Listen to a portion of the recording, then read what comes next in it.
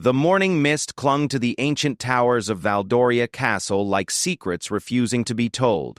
Captain Marcus Thornfield adjusted his silver-trimmed uniform as he began his routine patrol through the royal corridors. After 15 years of loyal service to the crown, he had learned to read the subtle signs that something was amiss in the kingdom. Today, those signs were everywhere. King Edmund Valdoria had been acting strangely for weeks.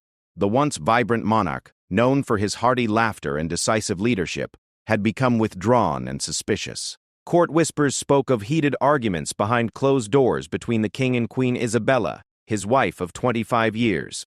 The royal couple, once inseparable, now barely spoke during public appearances. Marcus paused outside the king's private study where muffled voices carried through the heavy oak door. He recognized Queen Isabella's distinctive accent, still carrying traces of her homeland Astoria, despite decades in Valdoria. Her tone was urgent, almost pleading. "You must understand the implications, Edmund. The northern territories grow restless, and Prince Alexander needs guidance. You cannot simply ignore your responsibilities." The king's voice responded, strained and weary. "I am not ignoring anything, Isabella. I am protecting what matters most." The documents must remain secure until the right moment. Marcus felt uncomfortable eavesdropping, but remained frozen in place when he heard footsteps approaching the door. He quickly stepped into an alcove as Queen Isabella emerged, her usually composed demeanor cracked with frustration. Her emerald eyes, which had captivated the king decades ago, now held a calculating gleam that made Marcus uneasy. Behind her came Lord Chancellor Reginald Blackwood, the Queen's most trusted advisor. Marcus had never liked Blackwood, finding the man's obsequious manner and shifting loyalties troublesome. The Chancellor had arrived from Astoria with Queen Isabella and had gradually accumulated significant influence over palace affairs. "Your Majesty," Blackwood whispered as they walked past Marcus's hiding spot, "perhaps it is time to consider more direct action. The king's stubbornness serves no one, least of all the kingdom." Queen Isabella's response chilled Marcus to the bone. "Direct action may indeed be necessary, Reginald. The future of both our kingdoms depends on it." As their footsteps faded down the corridor, Marcus emerged from his alcove, his mind racing. What documents were they discussing? What kind of direct action did they have in mind? His loyalty to the crown demanded action, but he needed more information before making any accusations against the Queen herself. Later that evening, Marcus found himself in the castle's ancient archives, a vast underground chamber filled with centuries of royal documents and treaties. The elderly archivist, Master Benedict, welcomed him with surprise. "Captain Thornfield, what brings you to these dusty chambers at such a late hour?" Marcus chose his words carefully. "I'm researching historical protocols regarding succession and inheritance. The king has asked me to refresh my knowledge of such matters." Master Benedict's weathered face creased with concern. "Ah, yes. His Majesty has been quite interested in those particular documents lately. In fact, he spent considerable time here just yesterday, reviewing the royal will and testament procedures."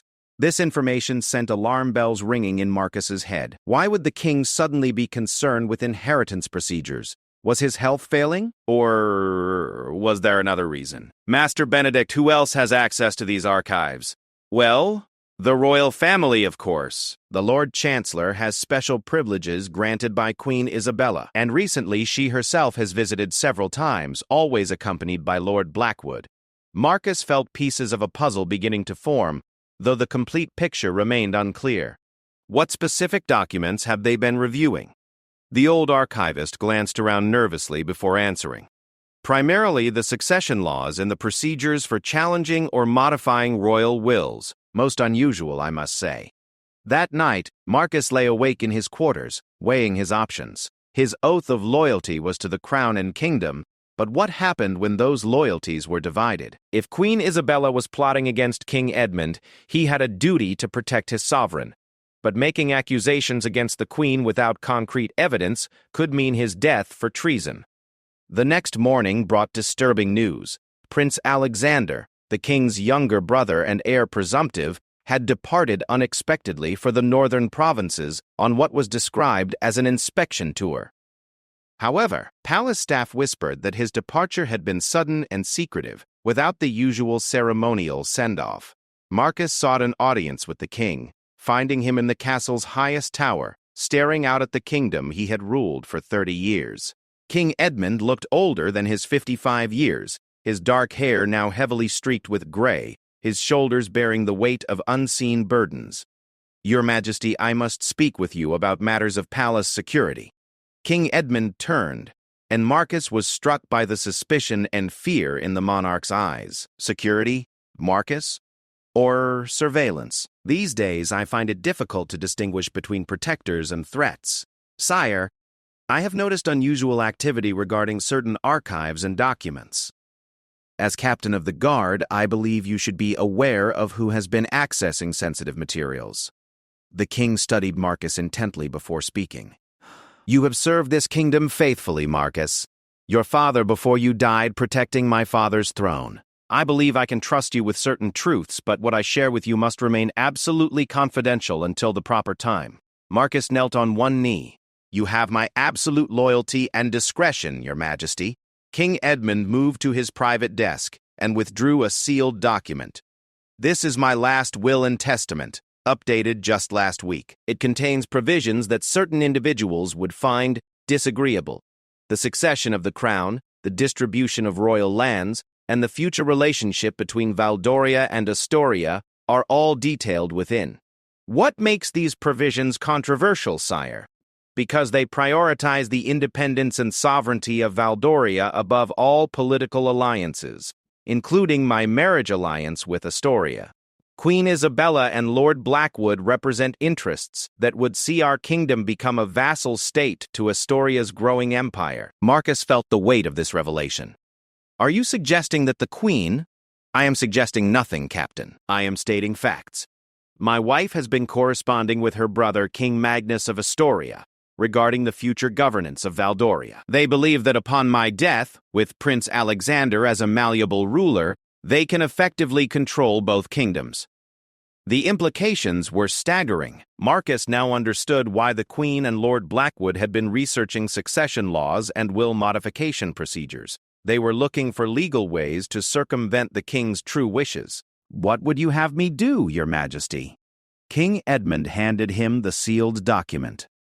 "Guard this with your life. The official will that remains in the archives has been altered to reflect what Isabella and Blackwood expect to see. This true version must be preserved and revealed only upon my death, or if you believe my life is in immediate danger." As Marcus accepted the document, he felt the full burden of responsibility settling upon him. He was now the keeper of secrets that could determine the fate of kingdoms, caught between loyalty to his king and the dangerous ambitions of those who would see the crown's power diminished. The stage was set for a deadly game of deception and loyalty, where one wrong move could mean not just his death, but the enslavement of an entire kingdom. In the corridors of Valdoria Castle, trust had become the rarest and most precious commodity, and Marcus Thornfield found himself at the center of a conspiracy that reached to the very heart of royal power. The royal feast hall buzzed with tension as noble families from across Valdoria gathered for the annual Harvest Festival celebration. Captain Marcus Thornfield positioned himself strategically near the king's table, the hidden document weighing heavily in his inner coat pocket. 3 days had passed since King Edmund had entrusted him with the true royal will, and Marcus had noticed increasingly suspicious activities throughout the castle. Queen Isabella appeared radiant in her golden gown, adorned with the famous Astorian sapphires that had been her wedding gift. To the untrained eye, she seemed every inch the devoted wife and queen. However, Marcus observed the subtle signals she exchanged with Lord Chancellor Blackwood, who sat among the honored guests. Their glances lasted just moments too long. Their nods carried meanings beyond mere courtesy. King Edmund raised his goblet to address the assembled nobility. "Lords and ladies of Valdoria, we gather tonight to celebrate the bounty our kingdom has provided. As we have for generations, we stand strong, independent, and proud of our heritage." The emphasis on independence was not lost on Marcus, who noticed Queen Isabella's smile falter slightly. Several Astorian dignitaries were present, including Duke Aldrich Voss, Queen Isabella's cousin and King Magnus's chief ambassador. The Duke had arrived unexpectedly 2 days earlier, claiming diplomatic business, but Marcus suspected his presence was connected to the growing conspiracy. During the feast, Marcus positioned himself where he could observe the Queen's private conversations. Using the training in lip-reading that all royal guards received, he watched as Queen Isabella spoke quietly with Duke Aldrich during the musical entertainment. "The northern situation grows more complex daily," the Queen appeared to say. Alexander's absence simplifies matters considerably. Duke Aldrich's response chilled Marcus. "My sources confirm the king's health is more fragile than appears publicly." Natural causes would be convenient for all parties. Marcus felt his hand instinctively move toward his sword hilt. Were they discussing the king's assassination? The casual manner in which they spoke of such treachery suggested this was not their first such conversation. After the feast concluded, Marcus followed Lord Blackwood to his private chambers. The Chancellor's quarters were located in the castle's east wing, far from the king's apartments. As Marcus concealed himself in the shadows, he watched as several figures entered Blackwood's rooms through a servant's entrance. Among them, Marcus recognized Master Hugo, the royal physician who had been treating King Edmund for what were described as minor ailments. The physician's presence in this secret gathering was deeply troubling. If the king's doctor was involved in the conspiracy, then Edmund's life was in immediate danger. Marcus crept closer to the window, straining to hear the conversation within. The thick stone walls made eavesdropping difficult, but he caught fragments of the discussion. "The dosage must be increased gradually," came Master Hugo's voice. "Timeline is critical," Lord Blackwood responded. "Duke Aldrich returns to Astoria next week. Everything must be concluded before Prince Alexander returns from the north." Queen Isabella's voice carried clearly through the night air. "Edmund has become increasingly suspicious. He questions everything now, especially my correspondence with Magnus. We cannot delay much longer." The horrifying truth became clear to Marcus. They were slowly poisoning King Edmund, disguising it as a gradual decline in health. The king's recent fatigue, his pale complexion, his increasing paranoia, these were not signs of natural illness, but evidence of systematic murder. Marcus needed proof before he could act. Accusations without evidence would result in his immediate execution for treason, and the true royal will would die with him. He decided to investigate Master Hugo's activities more closely. The royal medical chambers were located in the castle's lower levels, adjacent to the kitchens and storage areas. Marcus waited until the early morning hours when the castle was mostly asleep before making his way there. His master key, granted due to his position as captain of the guard, allowed him access to most areas of the castle. Master Hugo's private laboratory was a cluttered space filled with herbs, potions, and medical instruments. Marcus searched carefully, knowing he had limited time before the physician's morning rounds began. Behind a false wall panel, he discovered a hidden compartment containing several unmarked vials and detailed notes written in code. Though he could not decipher the code immediately, Marcus recognized the systematic nature of the notations. Dates, dosages, and observations were meticulously recorded. Most damning was a letter bearing the seal of Astoria, containing what appeared to be payment arrangements and instructions for gradual treatment of the king. As Marcus photographed the documents with a small camera hidden in his uniform, he heard footsteps approaching. He quickly returned everything to its place and concealed himself behind a large cabinet, just as Master Hugo entered with Lord Blackwood. "The king grows more resistant to the treatments," Hugo reported. "His body is building tolerance, and he has begun refusing some of the tonics I prescribe." "Then we must find more direct methods," Blackwood replied coldly. "Duke Aldrich brings word from King Magnus. The Astorian Parliament grows impatient. They expect results within the fortnight. Direct methods carry greater risk of detection. Detection by whom? Captain Thornfield is loyal but not particularly intelligent. The other guards follow orders without question. Prince Alexander remains conveniently absent in the northern provinces." Marcus bristled at being called unintelligent, but he recognized the advantage in being underestimated. He continued listening as they discussed their plans in greater detail. "Queen Isabella has suggested that the king's death should coincide with Duke Aldrich's departure," Blackwood continued. "This will provide an alibi and allow immediate communication with Astoria regarding succession arrangements." "What of the king's will?" "A minor complication. We have already substituted the archive copy with our preferred version. The original has been destroyed."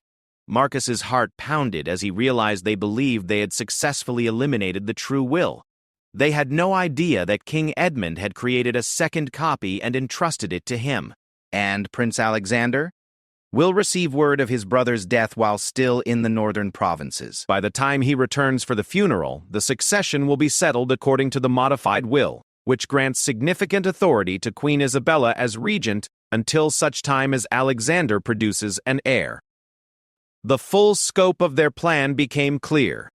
They intended to control Prince Alexander through Queen Isabella's regency, effectively making Valdoria a puppet state of Astoria. The northern provinces, rich in minerals and strategically important for trade routes, would fall under Astorian control. As the conspirators concluded their meeting, Marcus remained hidden until they departed. He then made his way quickly to his own chambers, where he began composing a detailed report of everything he had witnessed and discovered. However, he faced a crucial dilemma. Who could he trust with this information? The conspiracy reached to the highest levels of the court. Queen Isabella commanded the loyalty of many nobles who had benefited from trade agreements with Astoria.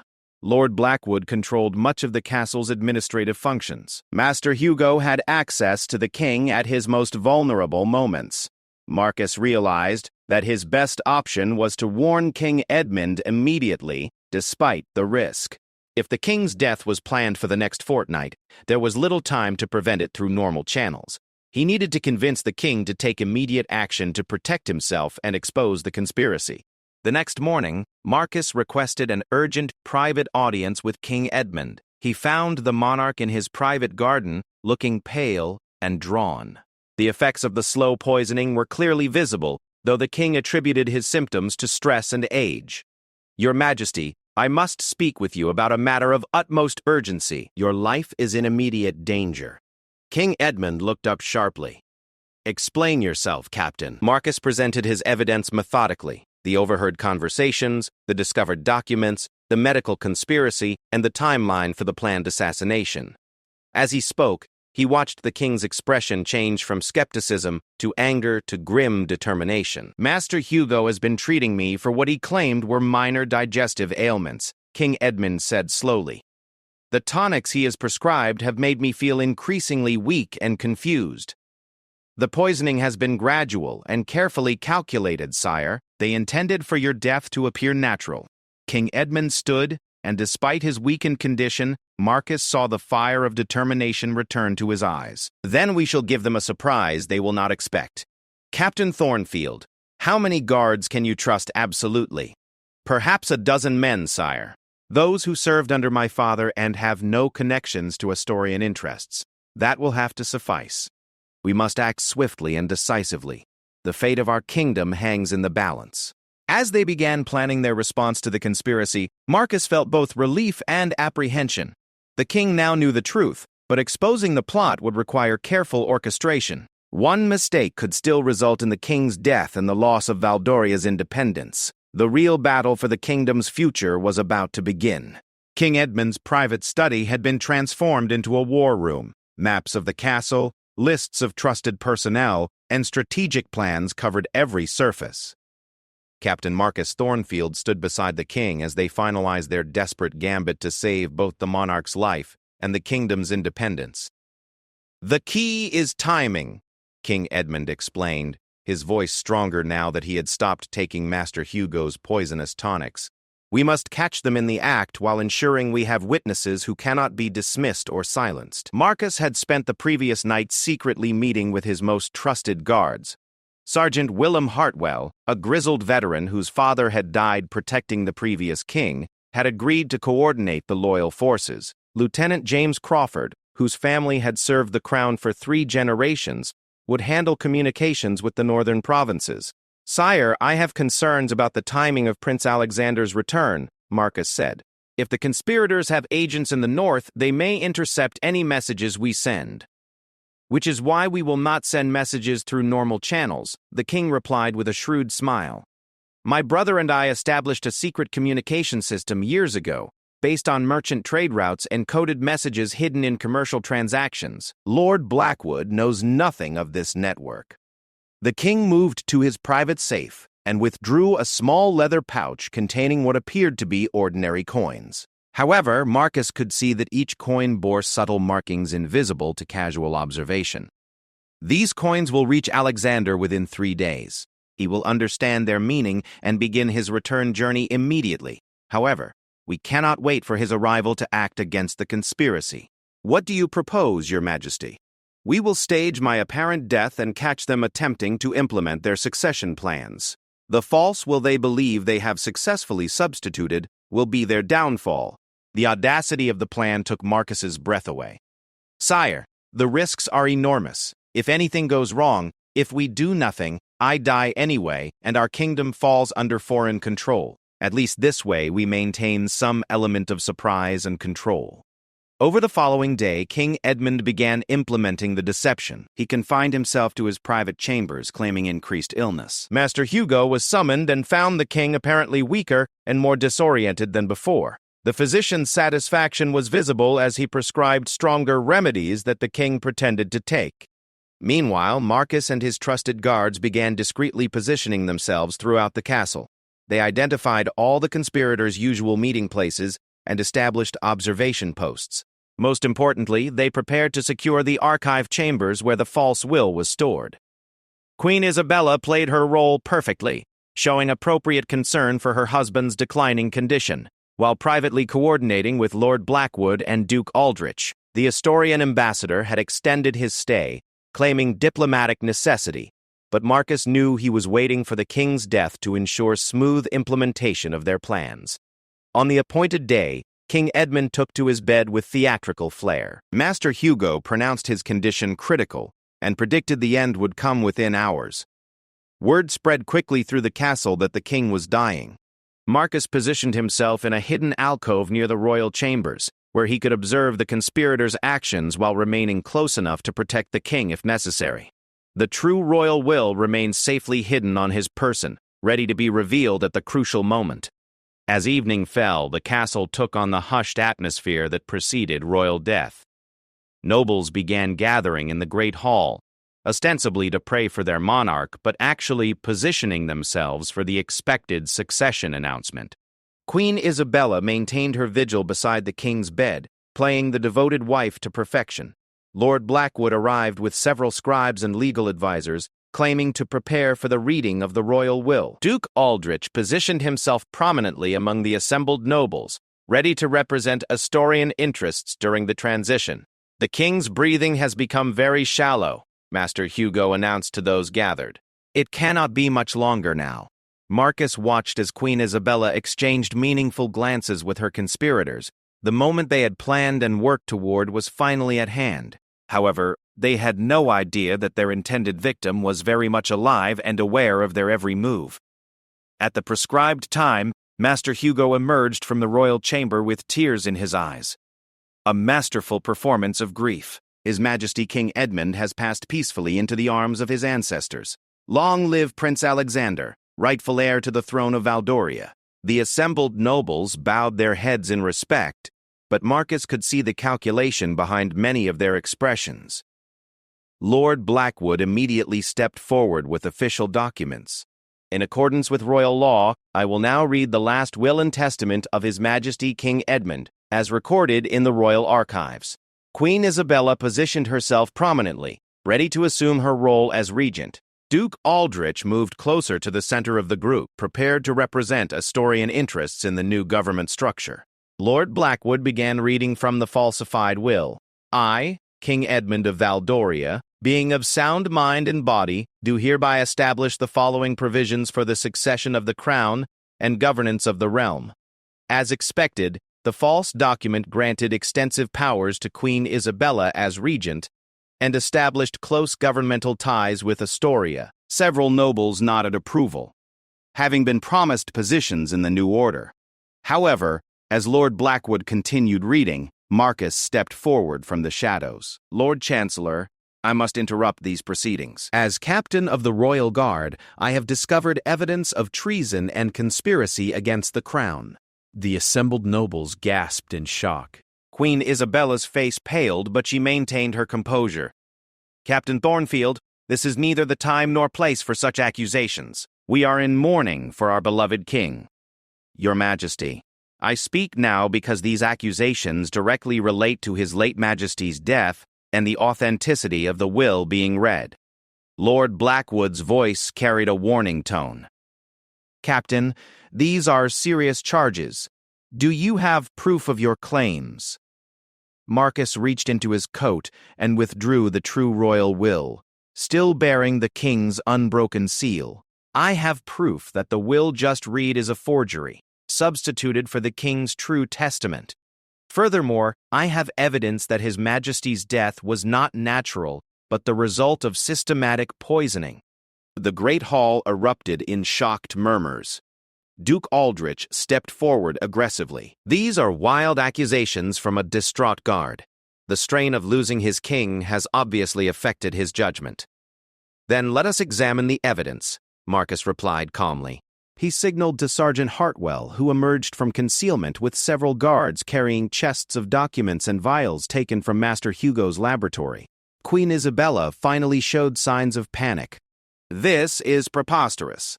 Lord Blackwood, surely you will not allow this disruption of legal proceedings. Actually, came a familiar voice from the entrance to the Great Hall. I believe we should hear what Captain Thornfield has to say. Every head turned toward the doorway, where King Edmund stood very much alive, supported by Prince Alexander, who had arrived secretly through the castle's hidden passages. The sight of the supposedly dead king caused several nobles to faint outright. Your Majesty! Queen Isabella exclaimed, her voice a mixture of shock and barely concealed disappointment. Yes, my dear wife. Reports of my death have been greatly exaggerated, King Edmund said dryly, though not for lack of effort on certain parties' behalf. Prince Alexander stepped forward, his travel clothes dusty from hard riding. I received word of the conspiracy through our private channels and rode day and night to return. It appears I arrived just in time for the reading of my brother's will, or should I say, the reading of a forged document designed to steal our kingdom's independence. Lord Blackwood made a sudden movement toward the exit, but found his path blocked by loyal guards. Master Hugo attempted to blend into the crowd of nobles, but was quickly identified and restrained. The game is up, King Edmund announced to the assembly. We have evidence of treason, attempted murder, and conspiracy to overthrow the legitimate government of Valdoria. Queen Isabella drew herself up with regal dignity, making one final attempt to maintain her innocence. Edmund, surely you do not believe I would harm you. We have been married for 25 years. 25 years during which you have systematically worked to undermine Valdoria's sovereignty in favor of your brother's empire, the king replied sadly. The evidence is overwhelming, Isabella. Coded correspondence with King Magnus, payments to conspirators, plans to control Alexander through a regency government. Duke Aldrich stepped forward boldly. King Edmund, you have no authority to detain an official representative of Astoria. I demand safe passage back to my homeland. You will have safe passage, uncle, Prince Alexander said grimly, directly to the dungeons to await trial for treason and attempted murder. As the loyal guards moved to arrest the conspirators, Marcus felt a profound sense of relief mixed with sadness. The kingdom had been saved, but at the cost of exposing the deep corruption that had infected the highest levels of court. The revelations would shake the very foundations of Valdorian society and require careful handling to prevent civil unrest. King Edmund approached Marcus and placed a grateful hand on his shoulder. Captain Thornfield, your loyalty and courage have saved not just my life, but our entire kingdom. How can the crown reward such faithful service? Marcus knelt before his king. Your Majesty, serving the true interests of Valdoria and protecting your life has been reward enough. I ask only that justice be done and our kingdom's independence preserved. Justice will indeed be done, King Edmund replied firmly. And Captain, I believe it is time for a promotion. Rise, Sir Marcus, Knight Commander of the Royal Guard. As Marcus rose to accept his new position, he reflected on the events that had brought them to this moment. The conspiracy had been exposed, the traitors captured, and the kingdom saved. However, he knew that the real work of rebuilding trust and securing Valdoria's future was only just beginning. The dungeons beneath Valdoria Castle had not seen such distinguished prisoners in over a century. Queen Isabella sat in a cell that, while comfortable by dungeon standards, represented a dramatic fall from her former position of power. The heavy iron bars separated her from the life she had known, and the constant drip of water echoing through the stone corridors served as a reminder of how completely her carefully laid plans had crumbled. Sir Marcus Thornfield, now Knight Commander of the Royal Guard, descended the worn stone steps carrying official documents and wearing the burden of his new responsibilities. The trials of the conspirators were set to begin in 3 days, and as the primary witness and investigator, Marcus needed final statements from each prisoner. Lord Chancellor Reginald Blackwood occupied the cell adjacent to the Queen's quarters. The man who had once wielded considerable influence over palace affairs now appeared diminished and defeated. His expensive robes had been replaced with simple prisoner's garments, and his once proud bearing had given way to the slouched posture of a broken man.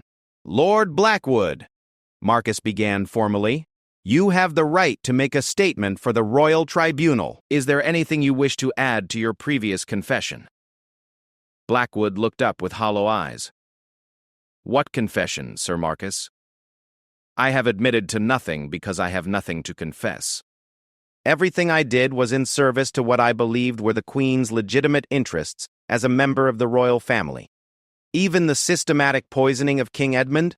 I was never party to any poisoning. Master Hugo acted independently in that matter. My involvement was limited to administrative and legal affairs." Marcus made notes in his official record. Blackwood's strategy appeared to be minimizing his role while shifting blame to others. It was a common tactic among co-conspirators, but the evidence against him was substantial. In the next cell, Master Hugo presented a different demeanor entirely. The royal physician sat hunched over, his hands shaking with what could have been withdrawal from his own experimental concoctions or simple terror at his situation. "Master Hugo, do you maintain your claim that you were coerced into poisoning His Majesty?" Yes, absolutely," Hugo replied quickly. "Queen Isabella and Lord Blackwood threatened my family. They said if I did not cooperate, harm would come to my wife and children. I am a healer by oath and nature. I would never willingly harm the king." Marcus studied the man carefully. While Hugo's fear seemed genuine, intelligence reports had revealed that the physician had received substantial payments from Astorian agents over the past 2 years. His motivation appeared to be more financial than coercive. "Can you provide proof of these threats against your family?" "They were verbal threats, made in private. But surely you understand that a man will do anything to protect his loved ones." Marcus moved to the final cell, where Duke Aldrich Voss maintained an attitude of defiant superiority despite his circumstances. As Queen Isabella's cousin and an official representative of Astoria, he presented the most complex legal challenge for the tribunal. "Duke Aldrich, as a foreign dignitary, you have the right to request extradition to Astoria for trial. Do you wish to exercise this right?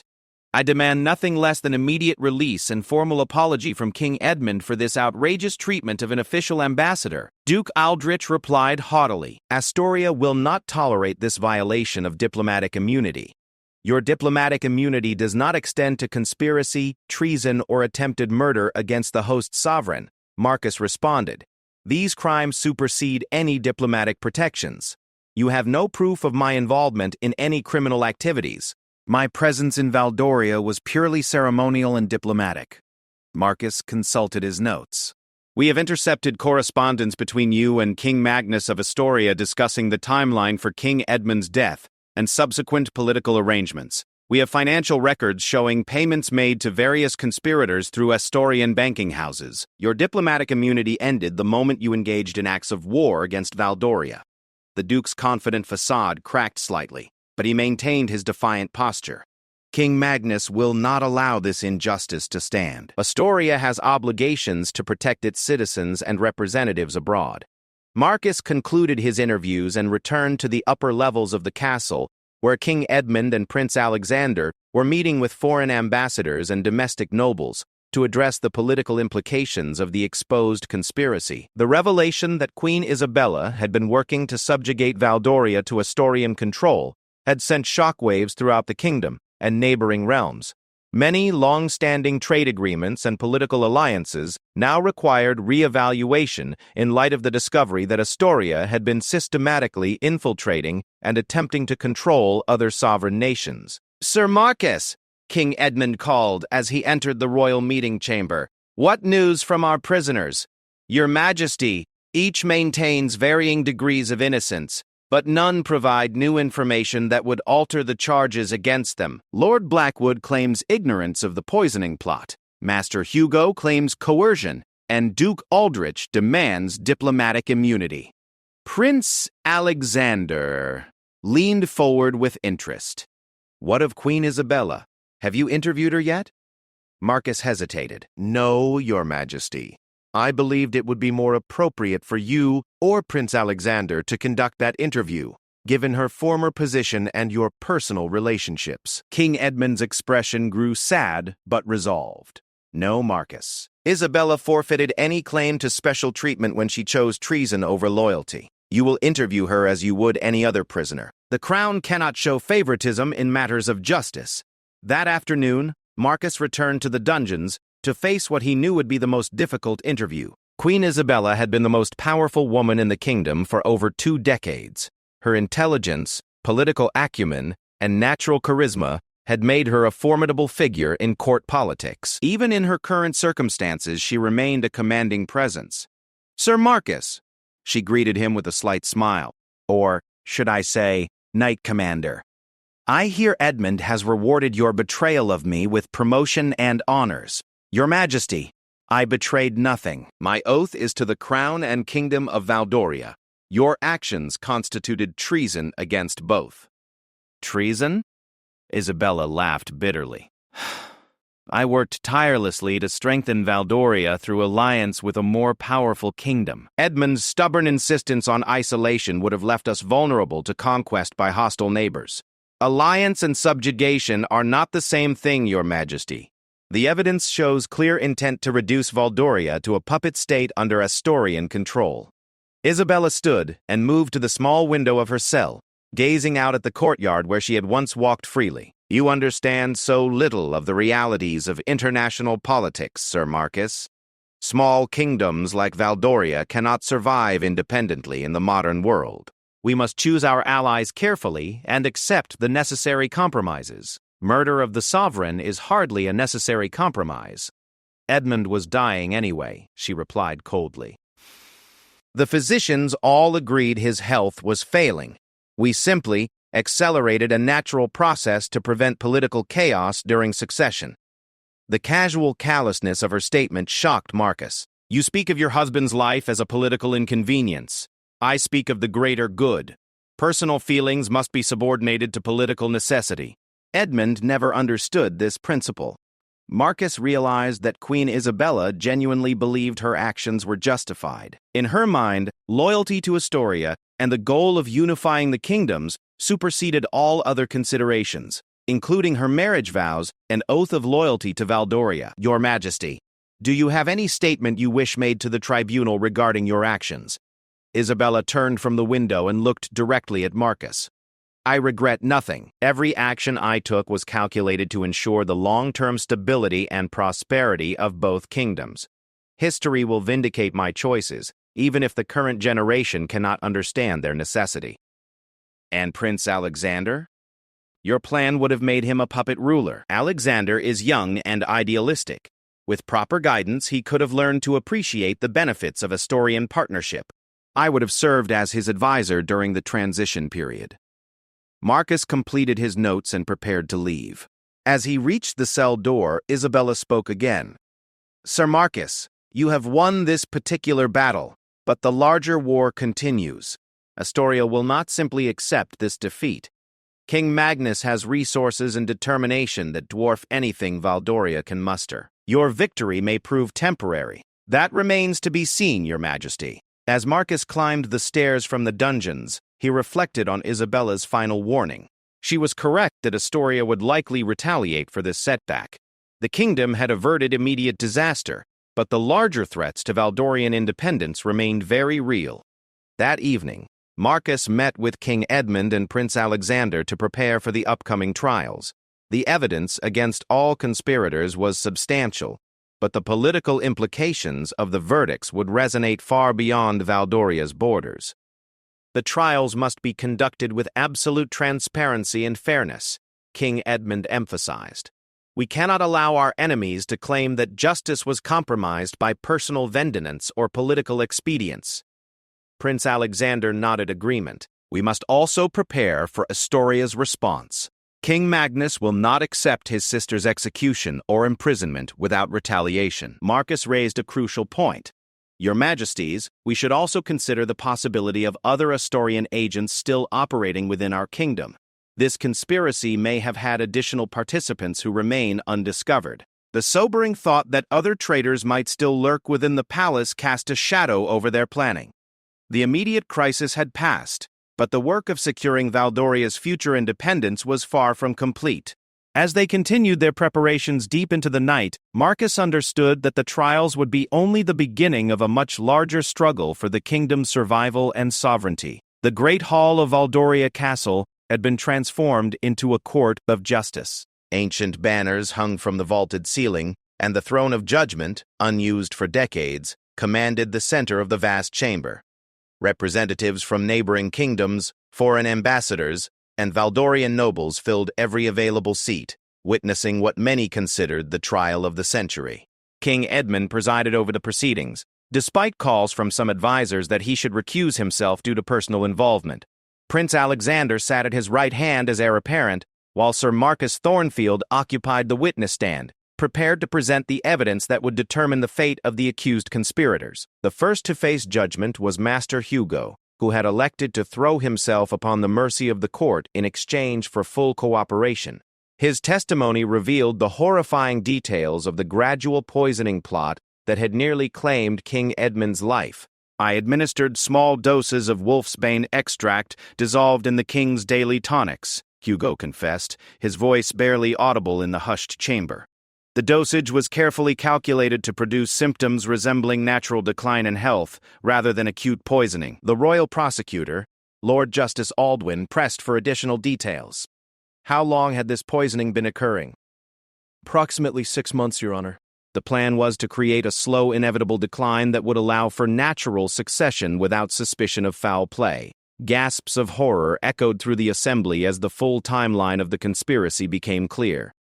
King Edmund himself remained stoically silent, though Marcus could see the pain in the monarch's eyes at learning how long his trusted physician had been systematically betraying him. Master Hugo, Lord Justice Aldwin continued, what was your promised reward for this treachery? 50,000 gold crowns from Astorian agents, and a position as royal physician in King Magnus's court following successful completion of the assignment. The sum was staggering, enough to live in luxury for multiple lifetimes. Hugo's motivation had clearly been greed, rather than coercion, despite his earlier claims of being threatened. When Master Hugo's testimony concluded, Lord Blackwood was brought before the court. The former Lord Chancellor maintained his dignified bearing, but his defense strategy quickly crumbled under the weight of documented evidence.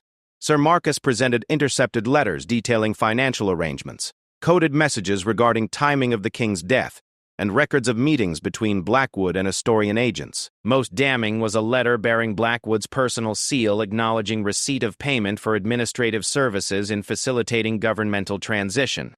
Lord Blackwood, the prosecutor announced, the evidence clearly establishes your central role in coordinating this conspiracy.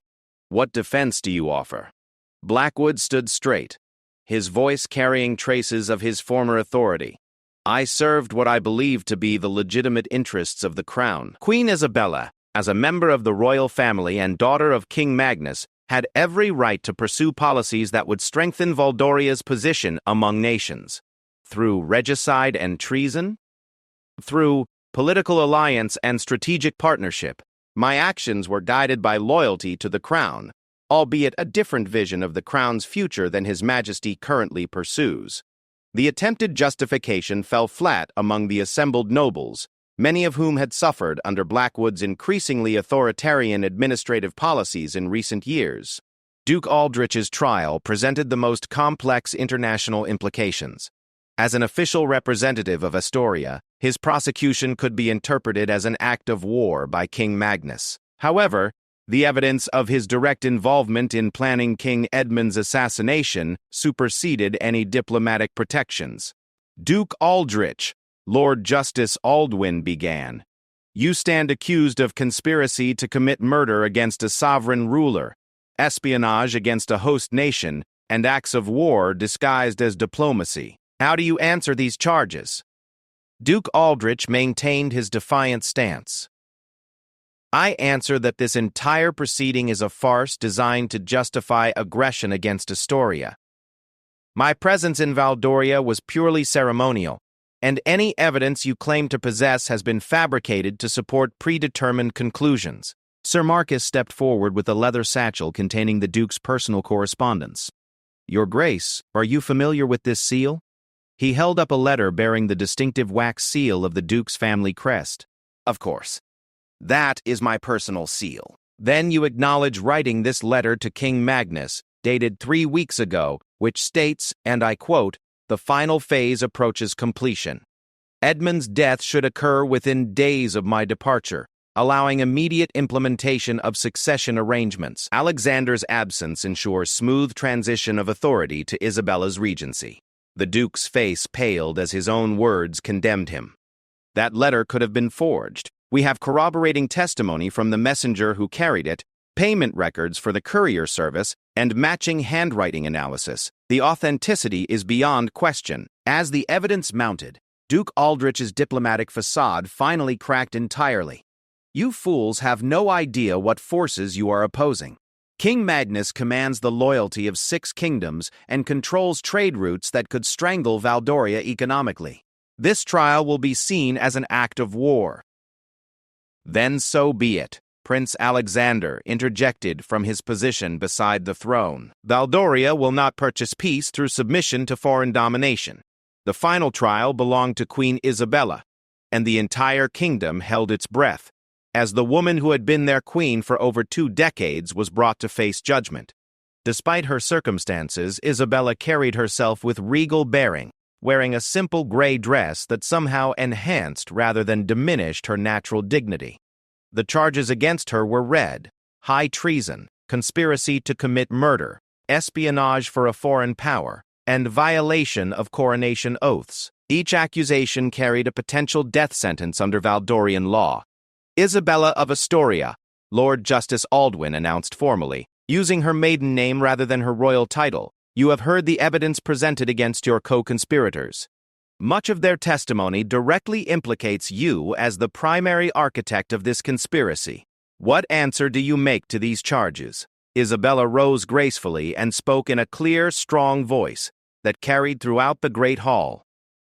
I answer that I have always acted in what I believe to be the best interests of both kingdoms. My marriage to King Edmund was arranged to create alliance between Valdoria and Astoria.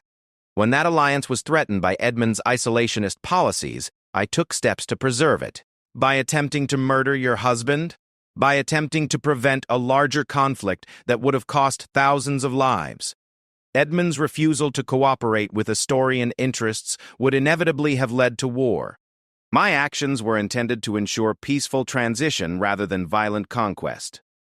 Sir Marcus stepped forward with the final pieces of evidence. The complete correspondence between Isabella and King Magnus spanning 5 years, detailing gradual infiltration of Valdorian institutions, systematic recruitment of noble families to Astorian interests, and long-term plans for complete absorption of Valdoria into the Astorian Empire. Your Majesty, Marcus addressed the court rather than Isabella directly. These documents reveal that Queen Isabella's activities constituted a sustained campaign of espionage and subversion, lasting her entire marriage to King Edmund. The poisoning plot was merely the final phase of a comprehensive plan to eliminate Valdorian independence. The evidence was overwhelming and irrefutable. Isabella had been systematically working to destroy the kingdom she had sworn to protect and serve. When all evidence had been presented and final arguments made, King Edmund addressed the court for the first time during the proceedings. We have heard testimony and examined evidence regarding crimes that strike at the very heart of our kingdom's existence. Treason is the gravest offense possible against crown and country, exceeded only when combined with attempted murder of the sovereign. The hall fell completely silent as the king continued. However, justice must be tempered with wisdom, and punishment must serve the greater good of the kingdom. Master Hugo, your cooperation and testimony have been noted. You are sentenced to exile from Valdoria, forfeiture of all property, and prohibition from practicing medicine anywhere within our realm or allied territories. Hugo collapsed with relief, having expected execution. Lord Blackwood, your administrative skills were considerable, but your betrayal was complete. You are sentenced to life imprisonment with hard labor. Your titles and properties forfeit to the crown. Blackwood accepted his sentence with resignation, knowing he was fortunate to keep his life. Duke Aldrich, as a foreign agent engaged in acts of war against Valdoria, you face the gravest penalties under our law. However, to avoid providing King Magnus with justification for immediate military action, you are sentenced to 25 years imprisonment, after which you may be repatriated to Astoria if diplomatic relations permit. The Duke's furious protests were ignored as guards led him away.